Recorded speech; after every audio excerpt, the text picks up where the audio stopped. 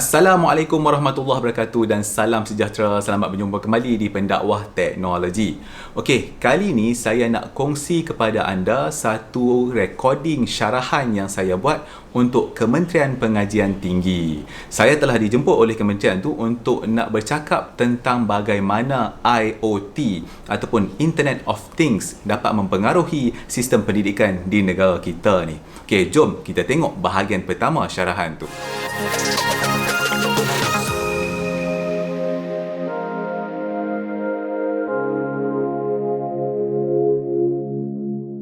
Melengahkan masa, saya menjemput Encik Aidil untuk pembedanan seterusnya. Silakan.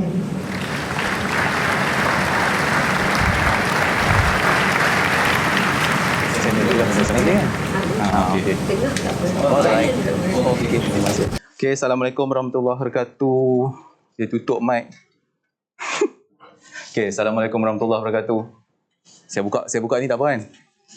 Minta maaf lah, dia giat sikit pakai kod. Dah lama tak pakai kod PKP, duduk kat rumah buat video YouTube kan. Okay, alright. So, okay, Assalamualaikum lagi sekali. Nama saya Adil Hidayat bin Rosli je. Alright, so kerana ikutkan hari ni, saya dipanggil untuk nak bagi talk tentang, dia kata macam ni. Cakap pasal IoT tapi yang bukan IoT. Benda yang okey tapi tak bosan. So, suruh propose projek yang nampak macam ganas tapi tak macam IoT. Tu saya duk fikir, betul dia kata kita nak buat ni tak lama, dia kata buat hari Sabtu. Maksudnya beritahu kat saya hari apa? Hari Khamis. Hari Khamis kot kalau tak silap. Okay, so saya akan try lah sedaya upaya untuk nak menceritakan dekat anda tentang IoT yang bukan IoT dan propose beberapa projek untuk KPT yang tak nampak macam projek, yang tak menjual barang. Itulah. Okay, so salah satu topik, sebab dia kata macam ni, dia nak saya bintangkan topik tentang IoT dan education dan macam mana IoT tu boleh digunakan dalam education. Okay, macam itulah. Alright. Digital learning. Alright. So dia kata tolong tallykan balik dengan apa ni, Tan Sri Muhyiddin punya apa jendela lah, My Digital lah, dengan Delima lah. Dia kata macam-macam lah. Dia kata kita nak tunjuk macam mana 5G tu boleh buat budak-budak jadi bijak. Macam itulah kononnya. So saya akan try. Dari dalam masa yang sama kau nampak benda tu pelik sangat, beritahu lah. Dan lagi satu, saya adalah orang Pulau Pinang yang sangat tulen. Duduk kat KL lama tapi duduk lahir kat Penang, akan bunyi macam ni. So harap faham lah no? Alright. Okay. So, lepas tu lagi satu, dia kata dia nak tajuk yang bombastik. So, saya letaklah ayat-ayat bombastik macam ni. Dan dia kata mesti dipresent dalam bahasa Melayu. Dia kata, okey, tak ada masalah kan. Kacang bagaikan ais kacang. Alright. Okay, so kita mulakan dulu. So, sebelum kita mulakan dulu, saya suka tunjuk benda ni. Sebab, okay, kalau dicakap tentang IoT lah ataupun teknologi dan sebagainya, saya akan tunjuk ayat macam ni. Ayat buzzword ni adalah orang kata sebagai pembuka lah. Sebab cerita dia, nanti saya akan cakap lepas ni sikit. Ceritanya adalah kita selalu dengar ayat yang berkaitan dengan IoT ataupun teknologi dan sebagainya. Perasan tak? Okay, so buzzword ni biasanya orang kata apa? Ayat-ayat berkaitan dengan teknologi sekarang yang selalu dipakai merata, yang mana kita akan tengok masuk dalam berita, dia kata kerajaan selalu duk pakai untuk buat macam-macam. Perasan tak? Okay, so saya highlight benda yang macam color-color merah tu. Itulah antara beberapa dia. Jadi saya nak tanya anda, mesti anda pernah dengar kan tiba-tiba keluar kat TV3 ke Extra Wani ke apa ke, dia akan sebut benda tentang 5G, ingat dulu? 5G lah, big data lah, AI, ada kan? Atau benda apa lagi yang sebelum tu lagi, dia pasal smart home, smart city. Lepas tu IoT, kalau dulu popular lah IoT ni, macam-macam orang dah buat teknologi update pasal IoT, macam-macam benda. Lepas tu industrial IoT, lepas tu industrial revolution 4.0, lepas tu sekarang 5.0. Kan? Saya nak tanya, anda faham betul ke benda tu? Dia kata cerita pasal benda tu tapi jangan jual produk. Saya kata okey. Alright, lepas tu blockchain. Okay, so kenapa saya highlight benda ni? Saya highlight benda tu sebab baru-baru ni saya dengar dalam berita. Kan lepas-lepas PKP tak tahu nak buat berita apa kan. So tiba-tiba dia keluar, dia kata kerajaan Malaysia kini membangunkan aplikasi yang menggunakan 5G, AI, big data, blockchain dan sebagainya untuk nak meningkatkan lagi, basically untuk nak memajukan negara ni lah. Okay, saya nak tanya anda satu soalan. Tunjuk kat saya satu aplikasi kerajaan yang pakai AI. Ataupun dia kata menggunakan teknologi IoT untuk buat sistem kerajaan. Saya tanya dia, hang pakai kat mana IoT buat sistem kerajaan? Attendance pelajar pula lah pakai Google Sheet juga. Macam, kan? Maksudnya saya cakap tu. Kenapa saya tunjuk benda ni? Sebab sebelum ni pun ada orang cakap dekat saya isu macam ni. Adik, bila tak tuan tulis proposal, kita nak propose kat kementerian. Kita nak buat projek, tapi dia kena relate tentang IoT. Itu orang kata apa tau? Saya suka buat ayat ni. Orang mencari masalah kepada barang yang dia nak jual. Pasal tak? Biasanya benda tu nanti dia akan, benda projek tu bila dia buat, dia mencari masalah pada barang yang nak jual. So bila projek tu dibuat, dia akan jadi orang panggil apa? Kita panggil macam gajah putih lah. Ataupun saya kata macam kita panggil sebagai gajah kain pelikat yang tahun lepas nak buat raya tak jadi sebab BKP. Macam tu lah. Beli tak pakai. Okay, nampak kan? So benda ni saya akan patah balik kepada IoT. Anda faham apa pasal IoT tu? Siapa boleh cerita kat saya satu benda yang bukan teknikal yang pasal IoT? Apa yang anda faham?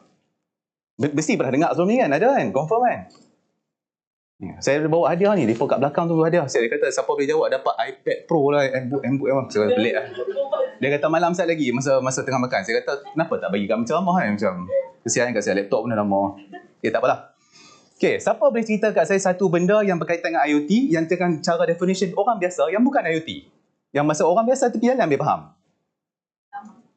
Sensor. Okay.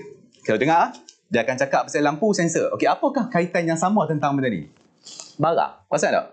Bila kita cakap pasal IoT, orang akan faham, oh, Internet of Things itu adalah barang. Adakah salah? Tak salah. Tapi adakah itu definition yang betul? Okey. Patah balik. Okey, slide ada 40. Di satu pun dah berapa lama lah kita buat. Kenapa saya tunjuk macam ni? Sebab saya nak tunjuk satu gambar ni. Ni gambar kawan saya. Nama dia Muhammad Firdaus. Nama dia Farouk Firdaus. Kerja dia dulu, dia buat peternakan udang. Saya tengok dalam video ni nampak lah saya sebut nama dia. Cik, kena interview dekat TV ni, masuk Extra Wani. Masa tu PKP, masa bila saya post ni? Jun tahun lepas. Lepas habis PKP lah, basically baru lepas habis PKP kan, masa tu kita mau nak start kerja sebelum kena PKP sekali kan. So waktu tu mereka punya lah cari berita nak sembang pasal apa, so dia duk cakap lah pasal semua smart benda ni, tiba-tiba keluar lah dia, pertanian pintar, cik. Smart agriculture. Sebelum tu dalam berita tu cakap lah pasal benda-benda lain yang kata inisiatif kerajaan buat benda tu, buat benda ni, pumpang, macam-macam. Okay, satu lagi saya kena minta maaf, saya jenis orang yang sangat direct gila. Depan-depan, belakang tak direct macam tu lah. Dan yang paling best sekali kan, okay, bila kita cakap macam ni sebab saya tahu bila kita buat, macam contohnya bila kita nak buat benda-benda berkaitan dengan IoT, teman teknologi, kita kena buat pitching dekat Magic, dekat Mosti, MDEC dan sebagainya kan. Lalah budak ni sembang senang ke? Bila pemberita tu tanya, okay, cik buat pertanian pintar ni, pakai grant apa semua, dapat teknologi mana-mana, menggunakan aplikasi apa. Tahu tak jawapan dia apa dalam TV? Saya beli kat Shopee. Tu je jawapan dia. Jadi maksud dia apa tahu? Kita punya solution Internet of Things ataupun teknologi dekat negara ni semua hanya terletak di Shopee sahaja. Nampak? Ini adalah contoh macam mana orang mencari penyelesaian kepada masalah yang dia ada. Dia bukan mencari masalah kepada penyelesaian yang nak beli. Faham tak? Adakah benda tu murah? Ya. Adakah dia menyelesaikan masalah? Ya. Keluar dalam TV. Lepas tu tiba-tiba dia cakap itu keluar video bahagian lain pula. Cepat dia potong. Contohnya. Kenapa saya tunjuk benda ni? Sebab ada diberi macam-macam grant macam sebelum ni projek. Macam-macam grant pasal IoT, grant pasal smart agriculture, smart farming. Macam-macam lah. Nak letak sensor atas lembu supaya lembu bila jadi kobang. Macam-macam benda. Lalah in the end of the day, beli kat Shopee ataupun Lazada ataupun AliExpress. Itu adalah hakikat yang betulnya. Okay. Apakah kaitan cerita ni?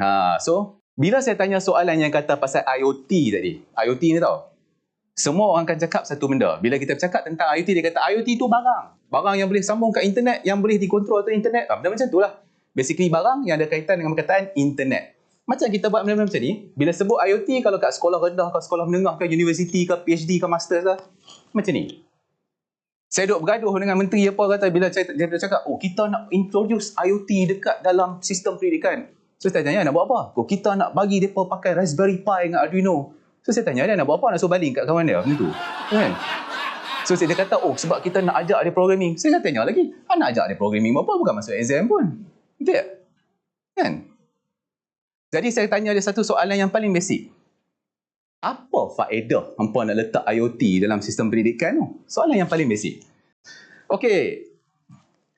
Sebelum kita ke depan, sebelum anda nak mencari penyelesaian atau nak menggunakan IoT dalam anda punya education system ke nak buat reform ke nak buat digital learning, digital lifestyle dan sebagainya, faham dulu maksud IoT itu sebetul-betulnya. Okay. So IoT ni banyak definition dia. Kalau kita bercakap daripada tengah buat kelas programming, dia akan cakap benda-benda pasal sensors, actuators dan sebagainya, macam-macam lah. Tapi kita akan sebelum kita nak pergi kepada benda-benda yang low level sampai nak buat programming Python ke apa ke, kita cakap pasal level dasar tu. Saya ambil definition daripada ITU, International Telecommunication Union, yang ni MCMC hantar saya kat sana, so mesti bincang pasal smart cities and community semua. Definition IoT dia. Okay, mari saya try baca. Saya nak tanya, anda faham ke tak? Saya baca dulu. A global infrastructure for the information society enabling advanced services by interconnecting physical and virtual things based on existing and evolving interoperable information and communication technology. Faham tak? Saya tak faham apa. Saya baca 3-4 kali, tak faham kok. Dia adalah ayat yang canggih untuk buat dokumen mahal. Itu. Apa maksud IoT? Cerita dia macam ni saja. Kalau ada orang tanya kat anda, macam mana kita boleh gunakan IoT dalam Kementerian Pendidikan Tinggi ke Kementerian apa perusahaan dan sebagainya? Cerita dia macam ni. IoT ni, objektif asal dia adalah tentang data. Itu je. Cara-cara nak mengambil data daripada apa saja benda, melalui apa saja kaedah, di mana dalam kaedah sekarang ni dia bercakap pasal internet, supaya data tu kemudian boleh digunakan untuk manusia. Berguna untuk manusia atas muka bumi ni. Itu objektif asal IoT. Jadi kalau anda dah faham konsep IoT tu, cara nak cari data, mungkin untuk nak menyelesaikan masalah, yang mana in the end mendatangkan faedah kepada manusia atas muka bumi, maka anda akan faham macam mana nak integratekan benda tu dalam digital learning. Faham tak? Itu cerita dia. Sebab tu saya kata kalau anda faham IoT ni sebagai barang, maka anda akan fikir mungkin kita kena letak Raspberry Pi kat dalam bilik darjah ke apa ke. So lainlah konsep dia. Tapi kalau anda faham bahawa IoT itu adalah sebenarnya nak mendapatkan data bagi nak menyelesaikan satu-satu masalah yang ada kat Kementerian Pendidikan Tinggi ke dalam universiti ke college ke sekolah rendah ke sekolah menengah ke, then anda akan faham macam mana nak guna. Okey, boleh ya?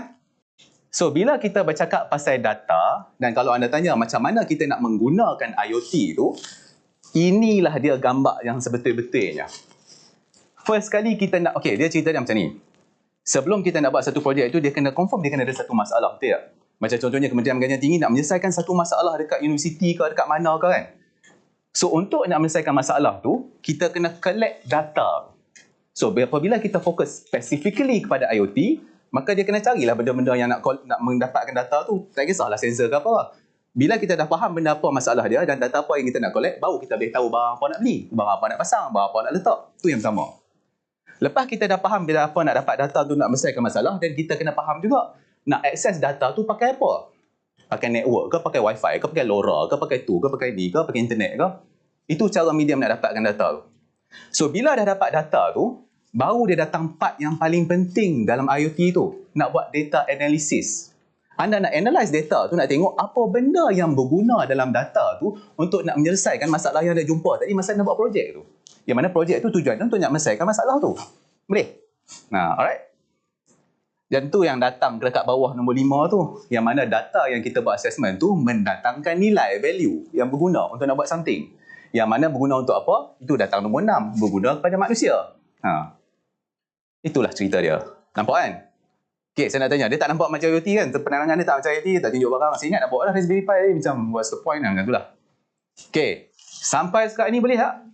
Ngaman? Alright. Okay. So berdasarkan maklumat ni, maka Ganjur kata, tolong propose projek yang macho-macho supaya boleh masuk dalam TV3. Saya kata, boleh. Alright, so berdasarkan benda ni, maka saya akan cerita dekat anda beberapa benda. Okay, sebelum kita nak tunjuk macam demo apa yang dibuat kat dunia dan semuanya, saya akan tanya satu soalan dulu. Anda try tanya soalan ni dekat diri anda. How can ataupun how has? Soalan dia macam tu ya. Adakah IoT yang ada dekat Malaysia sekarang ni mengubah sistem pendidikan kat negara ni? Dah ubah ke? Nampak tak sebarang perubahan? Tiba-tiba sekolah boleh terbang ke? Student makin dapat banyak yang dapat masuk, dapat A banyak ke? Student belajar kat rumah. Betul? Lepas tu soalan yang kedua, kalau kita tengok, dah ubah ke belum? IoT ni dah lama kan? Bukan sehari dua, bertahun betul tak? Even kau nak ikutkan dulu Kementerian Komunikasi, Kementerian teknologi dan sebagainya, cakap macam-macam. Even MCMC cakap pasal IoT ni dah lama, bukan sehari dua hari. Bertahun. So soalan pertama, dah ubah ke belum? Okay, kalau soalan pertama tu tak lainnya jawab, kita tanya soalan kedua.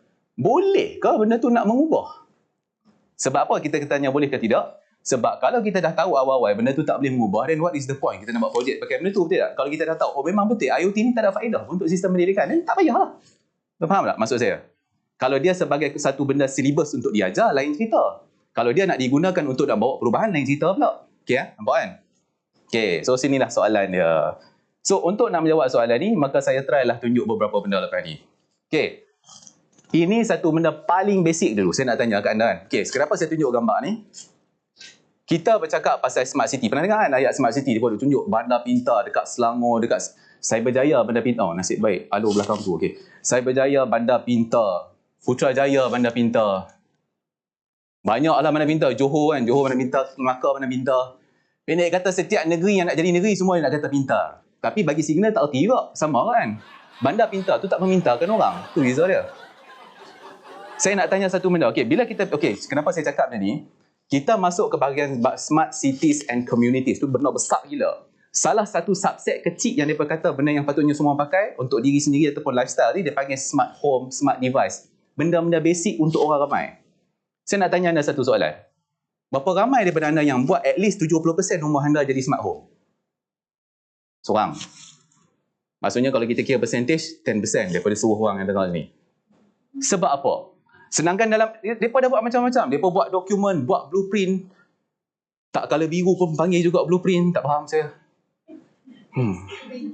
Blueprint tu kalau anda tahu kenapa. Sebab dulu dia lukis plan, nanti benda colour biru. Plan tu dekat outlining. Dia colour putih. Tu zaman dulu. Sekarang pun pakai jugalah. Malaysia tak pernah ada plan colour macam tu. Mereka print kat kertas colour hitam putih. Dia tak panggil white print kan.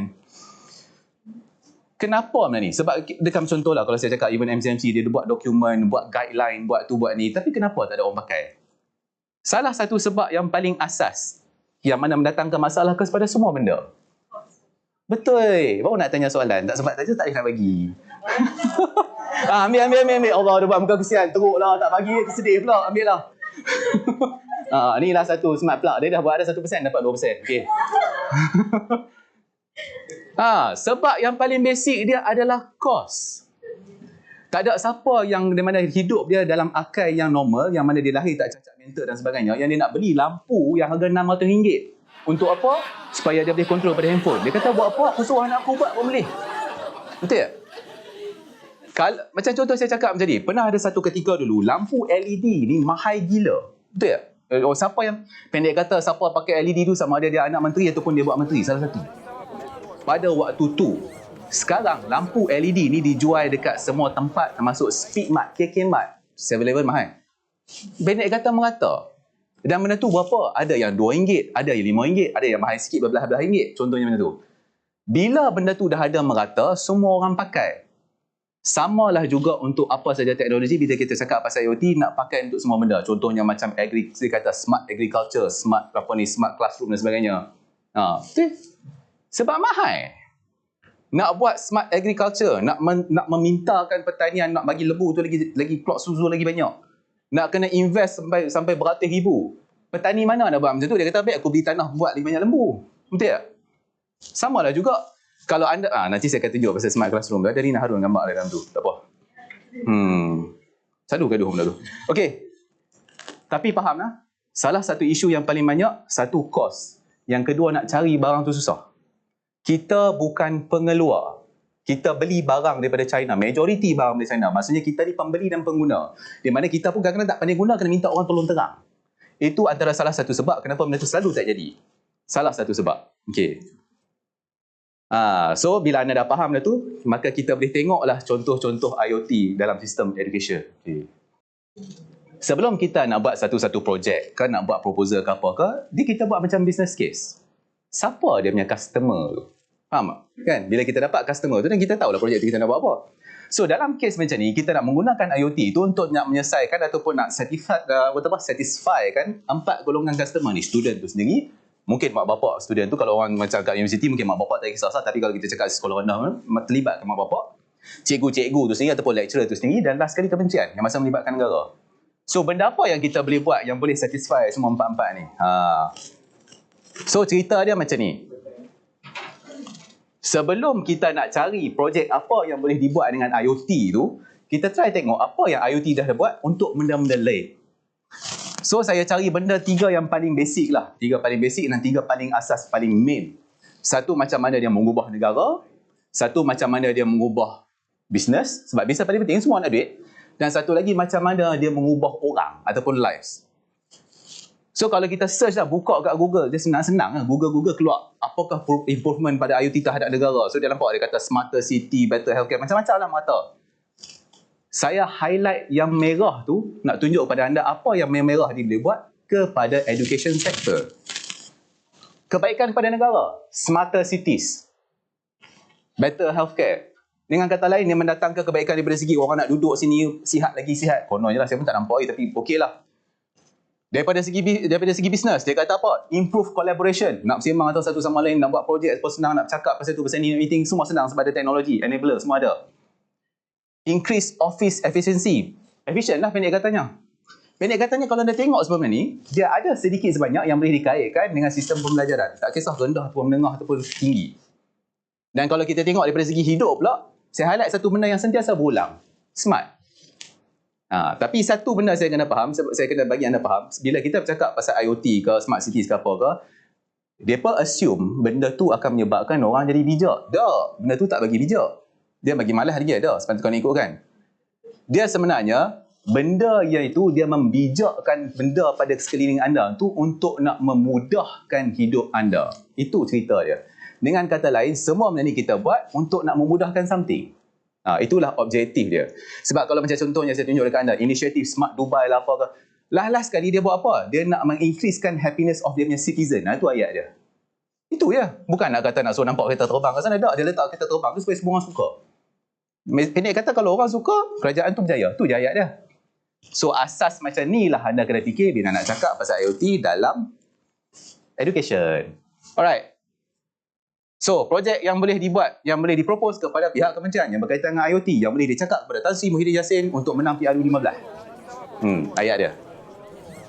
Benda paling klise yang anda akan dengar bila cakap pasal IoT, benda apa? First kali dekat sembang dekat anda, kita kena beli smart classroom. Tak kisahlah smart classroom untuk budak-budak ke, tadika ke, sekolah ke, even universiti ke, dia akan cakap asas yang sama. Sama ada smart classroom ke, smart school ke, smart lecture hall ke. Pendek kata, dia nak smartkan something lah. Saya akan tunjuk dekat anda benda tu. Tak apa, saya akan tunjukkan dia. Lepas tu dia kata, okey, kita nak buat satu projek yang boleh improve teaching and learning. Kononnya letak benda tu, tiba-tiba semua student pandai, lecturer pun jadi pandai sekali. Contohlah. Lepas tu sekarang, hybrid learning di antara fizikal dengan virtual. Tak payah panjat pokok nak dapat signal dan sebagainya. Contohnya macam tu. Contoh kan. 3 mendatang tu saya akan collect pada satu contoh yang anda boleh tengok contoh tu dan kita boleh buat benda tu dekat Malaysia sebab kat Malaysia tak ada lagi masalah dia. Okey, itu satu. Lepas tu saya akan tunjuk dekat anda pasal student monitoring. Okey, kenapa nak monitor ni? Salah satu benda yang digunakan untuk buat IoT ni adalah mendapatkan data. Data tu untuk mendapatkan satu benda analisis yang berguna. So apa benda yang berguna yang kita nak monitor kat Malaysia ni? Salah satunya student lah. Nak monitor lecturer macam tak itu sangat kan. Tapi ada juga pasal lecturer pun. Kan? Kena kan? Lepas tu yang ketiga, projek apa? Projek yang paling berguna dekat Malaysia ni adalah apa saja benda yang menjimatkan duit. Highway yang berlubang tak ada tol adalah lagi bagus daripada highway yang ada tol tapi tak berlubang. So dia katanya, kalau nak buat satu projek itu bila nak justify, kita kena buat begini kenapa? Sebab dia mendatangkan penjimatan kepada negara. Itu memang macu. Betul tak? Masuk dalam TV tanya, kenapa you basihkan macam ni? Sebab dia menjimatkan duit. Okey, sengak semua. Contoh dia. Masuklah satu kat situ. Lepas tu last kali kita bercakap pasal security, access control, positioning, benda-benda macam ni. Sebab apa? Sebab bila kita bercakap pasal education, salah satu benda yang penting adalah keselamatan pelajar. Contoh kan. Ataupun keselamatan infrastructure, facility. Itulah cerita-cerita dia. Okay, so kita akan try cover benda ni. Saya akan cuba buat, berapa lama sembang ni? Ya. Kita tanya pasal smart classroom kan? Smart board. Okay. Katakan antara smart board dengan smart TV, kan? Mana lagi sesuai? Soalan yang bagus. Saya tunjuk kat anda. Huawei bila nak datang? Okay. Saya jawab soalan tu. Okay, so soalannya adalah smart whiteboard ataupun smart screen ataupun TV dan sebagainya. Mari saya tunjuk. Okay. Sebelum kita masuk kepada smart classroom in general, saya nak tanya anda, apa yang anda faham tentang smart tu? Apakah smart tu? Yang masalahnya tak dengar ni. Saya cakap kuat-kuat sikit. Sana, saya belakang sikit. Sebab dulu ada orang tanya, smart home tu apa dia? Macam contohnya kan, saya buat satu demo dekat sini kat rumah saya tu, yang mana saya cakap dengan komputer tu dalam bahasa Penang. Tak kata-kata tutup tirai. Nampak kan?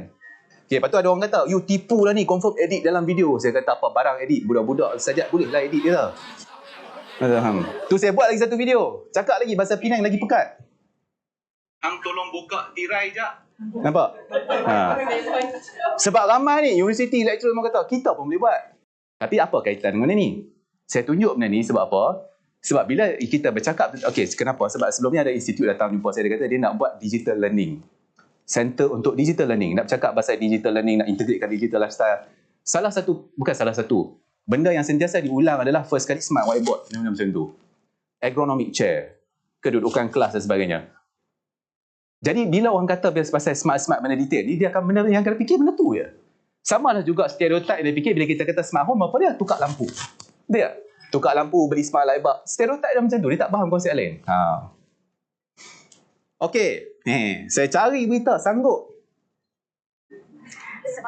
Yang mana saya tak faham konsep, kenapa kementerian ni yang buat smart classroom, saya nak tanya kat sekarang. Apa kaitannya tiba-tiba 12 juta lebih, 12 juta? Untuk mensmartkan 11 sekolah. 11? So, bila kita cakap pasal smart classroom, ayat tadi dia sebut apa dia? Segi depan sikit, nampak tak? Dan peralatan elektronik untuk dilengkapi dengan peralatan elektronik seperti smart whiteboard dan sebagainya. Okey, pause dekat situ. Cukup. Stereotip yang pertama, smart classroom kena ada smart whiteboard, LCD, kamera dan sebagainya. Betul tak? Kalau saya kata anda tak boleh beli benda tu, apa yang anda boleh buat dengan smart classroom? Apa benda lagi yang anda buat? Tak smartwatch satu, okey lah, fine. Beli Mac. Tak ada kaitan pun, tapi tak apa. Sebab dia cocok dengan komputer. Nampak tak? Okey. So, bila datang benda tu, maka saya tunjuk benda daripada Huawei ni. Saya slowkan suara dia sebab tak penting dia sembang apa. Okay, so kalau anda tanya saya, okay, kita nak buat satu projek untuk smart classroom bagi peringkat pengajian tinggi, nak letak kat universiti, saya kata, belilah mereka ni, senang. Semua dah ada. Saya cakap banyak, dia buat video YouTube 4K. Tengok video tu cantik lah. Dia dah ada benda-benda macam kamera, macam screen, macam whatever benda untuk buat interaction ni antara student dengan lecturer, physical, virtual, on-site, off-site, semua dah ada. Saya kata beli je lah, pasang. Kan? So, adakah ini konsep smart classroom? Dia kata, ya boleh, tak ada masalah. Boleh jadi smart meeting room, boleh. Nak jadikan smart apa-apa, boleh. Sebab benda tu lama pakai semua. Tapi saya akan tanya satu soalan. Apakah faedah benda ni boleh datangkan kepada sektor pendidikan kat Malaysia ni? Apa faedah dia? Adakah dengan memberikan satu smart whiteboard tu student akan dapat 4 flat semua? Adakah dengan meletakkan smart classroom dengan kamera 4K tu student akan faham algebra yang diperlu ajar dalam computer science tu? Ada beza ke di antara lecturer yang bijak yang menggunakan whiteboard biasa dengan smart whiteboard? Ada beza? Tak ada. Saya boleh tunjuk dekat anda lecturer yang tak ada apa ni cakap tapi student dia faham dah exam depan. Berbanding dengan lecturer yang diletak macam-macam komputer 17 jenis depan dia dan tak jadi apa juga. Sebab cerita dia macam ni.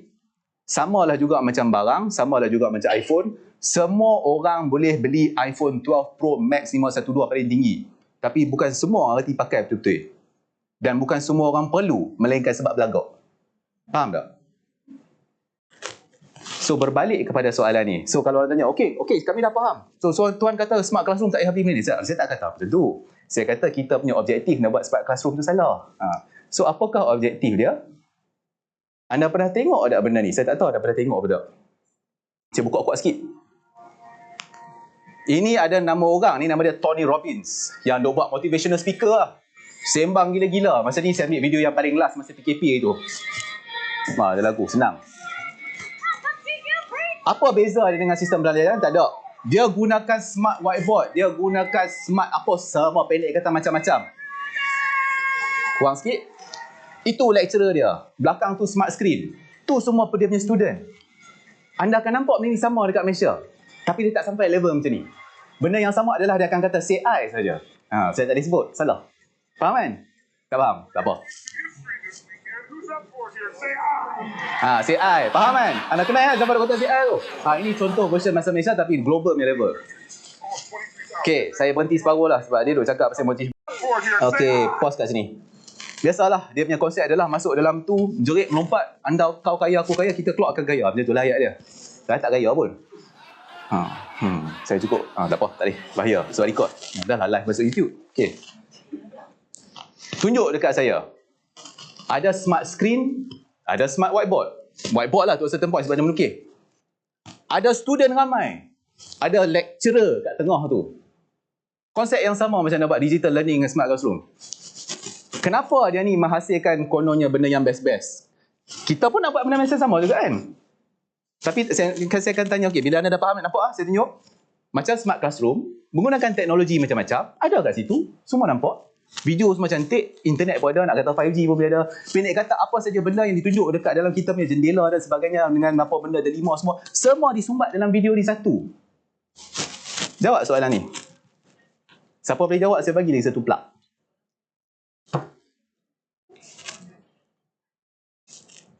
Faham tak? Dekat Malaysia, dia ada 2 kategori benda. Dia panggil satu, panggil sifu. Atas highway semua nampak. Dan satu lagi cikgu ataupun lecturer. Dua-dua kumpulan ni menggunakan teknologi dan IoT. Memang terlibat juga IoT kan? Untuk nak melatih student. Kan? Dia nak melatih student. Dia cari student. Yang mana kumpulan atas tu kata lepas dia dah buat sebelum tu, student tu keluar, dia berjaya dan jadi kaya. Kononnya lah. Sebab dia tak tahu nak cerita macam mana kan? Kononnya. Konsep yang sama juga dibuat oleh cikgu sekolah tadika, sekolah rendah, sekolah menengah, lecturer, tutorial sampai ke peringkat universiti. Menggunakan IoT dan teknologi. Habis tu kenapa student dia keluar tak kaya dan berjaya juga? Kat mana silap dia? Tak ada disiplin ni. Siapa boleh bagi saya kat satu jawapannya? Apa yang membezakan benda ni? Dua-dua ada cikgu, dua-dua ada student. Tak kisahlah student tua ke muda, tak penting sebab even universiti pun ada student orang tua kan. Tak ada beza. Kenapa satu jadi macam tu, satu lagi tak jadi? Siapa boleh kita? Marketing satu, sales satu. Exactly. Tu jawapan. Nanti saya bagi kat belakang lagi noh. Dia kata satu buat marketing, satu belajar. Cerita dia macam ni je. Satu tu, dia mencari penyelesaian kepada masalah yang dia ada. Masalah dia adalah nak cari student seramai mungkin. Untuk apa? Untuk buat kelas. Yang mana mula-mula dia kata free. Masuk dalam kelas tu dia suruh bayar semua. Kan? Dia, apa yang dia buat tu tak penting. Tapi kenapa dia buat tu? Dia nak cari student untuk masuk dalam kelas dia. Dan untuk nak mengajar orang supaya benda tu mendatangkan pendapatan lah. Kan? So dia cari penyelesaian untuk masalah tadi tu nak buat bisnes. Kita dekat sini, saya tanya anda, kenapa anda letak smart classroom kat student tu? Untuk apa? Dekat kelas untuk student. Yalah untuk student dengan lecturer. Kenapa? Exactly. Negara-negara lain buat, kita pun buat sekali. Sebab kita nak maju. Adakah salah buat tu? Tak salah. Dia kena try dulu, baru kita boleh faham. Tak salah pun nak beli. Saya tak kata, salah boleh. Tak salah. Cuma adakah benda tu betul-betul efektif? Tak. Kenapa macam tu? Mungkin ada orang kata, lain lah Cik Adil, lain lah. Depok tu sembang, boleh jerit, lompat-lompat. Sekolah pun ada pendidikan jasmani. Apa masalah dia? Lompat lah. Kan? Universiti pun ada. Apa beza dia? Lompat je lah. Kalau ada kata, kaedah dia tak sama, tak boleh dibuat dalam sektor pendidikan, saya boleh tunjukkan anda satu benda. Pernah dengar ada benda ni? Education X ataupun EdX. Pernah pergi tak? Kalau KPT tak pernah pergi, saya heran. Kenapa tak pernah pergi? Maksudnya baru dengar hari ni kan? Mungkin ada bahagian lain yang pernah dengar. Okay. Education X ataupun EdX ni adalah satu platform yang mana dia panggil, dia buat collaboration dah dengan dengan banyak universiti dalam dunia ni yang terkenal untuk nak offer kursus yang kita belajar subjek kat universiti tu secara online kepada semua orang. Yang mana kursus ni bukan kata kursus jangka pendek 1-2 hari merepek macam nak buat kelas saja-saja nak buat tutorial. Tak. Memang kursus betul. Contohnya saya enroll untuk Harvard, University Harvard tu dalam tu. Salah satu kursus dia computer science. Saya tunjuk dekat anda. Ni dia punya course yang baru hari ni dah start 3 bulan kalau anda nak register. Kursus ni berapa minggu nampak apa tu? 12 minggu macam setengah sem. Free. Diajar benda yang memang akan masuk exam. Cara evaluation dia sama. Dia mana kalau anda tengok saya tunjuk benda ni adalah lebih kurang macam belajar dalam kelas. Yang mana kalau anda tengok benda ni semua memang boleh guna untuk jawab tutorial dan exam. Yang mana yang paling teruk sekali free. Free. Bayar kalau nak sijil. Universiti yang masuk dalam platform ni apa dia? Harvard, MIT, Oxford, Caltech. Anda dapat beasiswa pun belum sampai kat situ. Nampak tak dia punya level? Kita bukan nak bangga dengan universiti tu sangat. Bukan nak kata universiti Malaysia ni tak berguna. Tak. Tapi kenapa universiti level macam tu boleh buat courses free? Itu satu. Lepas tu yang mari saya tunjuk dekat anda video ni. Tadi anda tengok video Tony Robbins lompat tuntang-tuntangan. Mari saya tunjuk. Ini adalah salah satu dia punya kursus, maksudnya salah satu dia punya topik, chapter 1 tu, untuk kelas tu. Kelas ni anda akan belajar sama macam dalam computer science kat USM ke UKM ke apa ke lebih kurang. Kalau anda ambil topik computer science, tu ada subjek pun. Anda tengok video dekat bawah ni, 1 jam. First subject, topik yang pertama. Free dalam YouTube. Oleh Harvard. Okay, saya skip sikit lah. Lecturer. Dalam Harvard punya hall, dia punya tutorial hall dekat kebanyakan computer science tu, ada lecturer dekat situ, ada smart screen, smart whiteboard, smart whatever, ada alat bantuan mengajar student, ada kamera 4K. Video ni kalau anda tengok kat YouTube 4K memang paling tinggi, dia tak nasib baik dia tak letak 8K. Tapi itu tak ada masalah. Sebab apa tau? Sebab YouTube dah tolong buat. Anda ada telefon cak bodoh ke, cak apa ke, tak kisah sebab anda boleh tengok. Yang penting audio quality. Tahu apa lagi maco? Saya ke depan sikit. Student. Physical student duduk dalam classroom tu. Di mana classroom ni ada online juga. Yang mana orang yang datang online tu bukan hanya tengok video YouTube ni. Dia memang online. Kalau kelas hari ni tu anda masuk dan sembang online dekat sana memang live. Apa yang anda nak buat untuk smart classroom semua ada dalam ni. Tapi saya cakap satu benda. Depa ni faham satu masalah yang mana depa gunakan semua teknologi ni untuk diselesaikan. Kita dekat Malaysia ni, konsep education kita adalah kalau hampa tak layak masuk U, hampa tak boleh masuk kelas ni. Betul? Bolehkah saya nak, dia bukan kata masalah boleh tak boleh, boleh pun. Tapi adakah mudah kalau saya tiba-tiba nak masuk dalam mana-mana universiti, nak belajar medical saja-saja, sudut dalam tu, boleh ke? Kita nak masuk U pun tak boleh tiba-tiba macam tu. Dia kata nak buat apa, melainkan nak buat meeting ke apa ke. Bolehkah mana-mana student tiba-tiba kata saya tak layak sebab saya tak dapat 4 flat, saya dapat 1 point berapa, fail dulu masa diploma ke matrik ke apa ke. Tapi saya nak belajar computer science exactly macam mana Harvard buat. Kalau kita masuk kat Malaysia, exactly macam mana University Science Malaysia buat. Boleh ke? Tak boleh. Orang tak akan share nota khusus pun. Anda boleh suruh lecturer tu ajar. Dia kata, kenapa saya nak ajar benda ni? Aku ajak student aku. Masuk KPI. Nampak? Konsep mereka ni adalah pembelajaran yang diajar oleh student yang berbayar dan student yang tak berbayar dengan semua manusia sejagat ni boleh belajar benda yang sama secara percuma dengan tujuan untuk nak memandaikan manusia atas muka bumi ni dengan ilmu yang sama kepada semua orang. Dan benda tu dibuat menggunakan teknologi supaya semua orang dapat tanpa kira hampa kaya ke, bodoh ke, pandai ke dulu. Janji nak belajar. Tu di situ ya. Tunjuk dekat saya berapa banyak universiti awam dekat Malaysia yang buat macam ni, ada platform macam ni. USM tak masuk dalam tu, UKM tak masuk dalam tu, UM tak masuk dalam tu. Tak ada satu universiti dalam Malaysia yang masuk dalam ni. Sedangkan semua universiti paling besar kat sana ada benda ni. Kenapa? Sebab tak berbayar. Dia bayar kat mana? Sebab CJ. CJ dia pun, anda nak dapat CJ tu, anda kena pass exam. Dia bukan kata University of Life tiba-tiba dapat doktor. Tak. Memang kena study betul. Menggunakan teknologi ya, IoT ya, bolehlah to certain point. Tapi benda tu semua tak penting sebab ini end of the day output dia penting. Anda tak payah belajar computer science tapi anda boleh masuk kat sini dan dapat CJ computer science. Daripada mana? Daripada Harvard. Tunjuk kat saya yang anda boleh bayar dia berapa? $170. 1,000 lah, 1,000. Tunjuk dekat saya dekat mana anda boleh dapat CJ 1,000 daripada universiti umum kat sini yang betul-betul universiti betul ni. Yang ajar kos yang betul 12 minggu, 13 minggu, setengah sem. Tunjuk kat saya satu. Tak ada. Ini adalah contoh anda mendatangkan penyelesaian kepada masalah yang anda ada, iaitu nak mendatangkan sistem pendidikan percuma kepada semua orang dekat rakyat Malaysia ni supaya semua orang dipijak. Tu objektif projek dia. Nampak? Jadi kalau orang tanya, kenapa kamu nak buat classroom? Kita nak buat smart classroom dan smart whatever semua benda smart ni supaya in the end kita boleh menghasilkan satu platform macam ni untuk kebaikan rakyat Malaysia. Tiba-tiba saya terfikir satu motor. Cuba buat motor macam ni dekat kementerian. Orang kata apa ayat dia? Learning as a lifestyle. Learn anytime, anywhere. Macam apa? Letak motor macam tu, clock TV3, naik nama kementerian. Sat lah. Dia bukan masalah politik apa mepek. Objektif yang penting. Anda walaupun tak layak masuk dulu kat universiti, tak semestinya anda bodoh sampai bila-bila. Kalau anda nak belajar, kenapa orang yang nak belajar sekarang, kalau dia terlepas peluang nak masuk universiti, tak boleh study benda yang diajarkan di universiti? Ini computer science. Sebab apa saya tunjuk computer science? Saya ambil computer science. Anda nak belajar business ke, medik ke, semua benda. Ada beribu kos dalam tu. Kalau orang kata, oh kita kat Malaysia orang tak minat, bohong. Benda ni saja ada berapa juta student. Tengok sendiri. Kalau anda buka video YouTube yang lecturer ni duk ajak, dia buat benda ni, okey.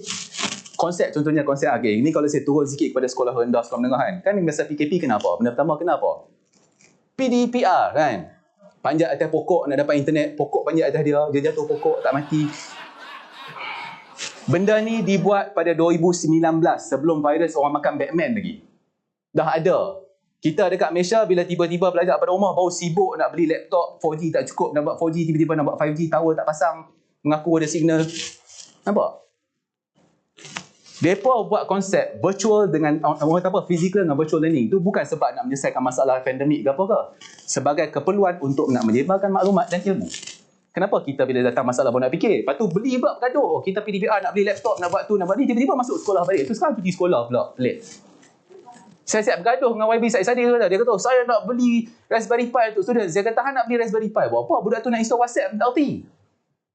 Dah lah beli laptop gaming. Dah lah masuk sekolah balik. Tak apalah. Dapat laptop free. So, menyelesaikan masalah satu. So, kalau lepas ni, kalau anda nak tanya saya, patutkah beli smart whiteboard? Kalau anda nak menghasilkan satu platform macam ni, yang mana benda ni tak boleh dibuat dalam masa 1-2 hari. Dia tak boleh buat dalam masa 1-2 bulan. Ini adalah reform seluruh sistem pendidikan tu untuk mencapai objektif ni. Kalau kata, kenapa kita buat benda ni dekat universiti? Sebab kita nak sampai objektif macam ni. Berterusan lepas ni, bertahun-tahun ke depan. Supaya benda ni jadi satu norm untuk semua universiti. Maka buatlah. Upgradekan semua kelas, semua tutorial, semua universiti dan sebagainya. Untuk sampai ke level macam ni. Ngam? Okay. Boleh? Dapat satu proposal. Nak beli pada siapa? Beli je lah pada siapa. In the end of the day, barang tu sama je. Kan? Okey lah, kalau beli smart whiteboard daripada Google, mahal sikit. Ada daripada Google. Kalau beli barang daripada Apple tu kira maco sikit lah. Sama juga, saya pernah tengok Mak Mal beli Apple banyak-banyak, lepas sumbat Windows dalam tu. Saya kata, baik, tak payah.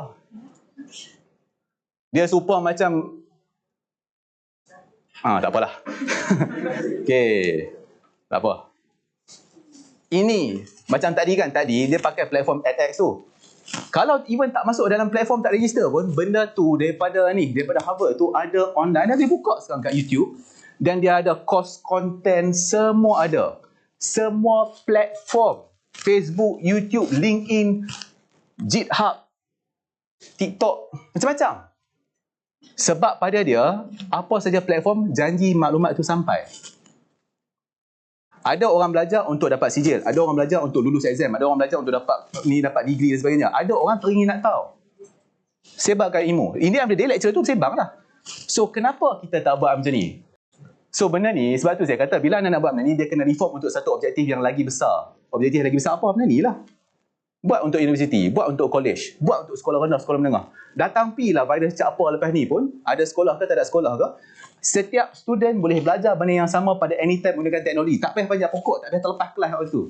Benda yang sama, every time, anytime, anywhere. Okey, selesai bahagian pertama syarahan saya tentang IoT dan sistem pendidikan tu. So, nanti saya akan uploadkan lagi bahagian-bahagian yang seterusnya. Okey, kita dah sampai kepada penghujung episod kali ini. Jadi, janganlah lupa untuk like, subscribe, share dan follow Pendakwah Teknologi. Tapi, apapun saya nak ucapkan terima kasih kerana menonton. InsyaAllah kita jumpa lagi. Assalamualaikum.